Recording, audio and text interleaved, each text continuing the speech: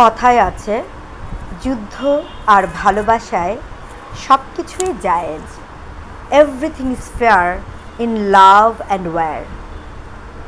But according to my opinion, it's not true. এটা সত্য নয়।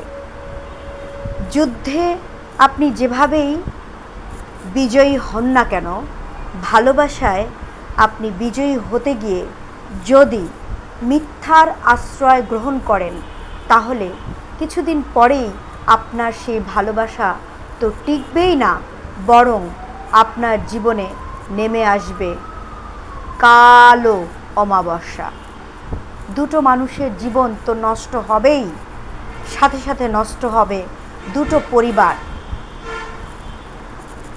মিথ্যা দিয়ে ভালোবাসা জয় করার পর ওটাকে চলমান রাখা বা ওই ভালোবাসার সম্পর্ক, রিলেশনটা কন্টিনিউ করা খুব কঠিন।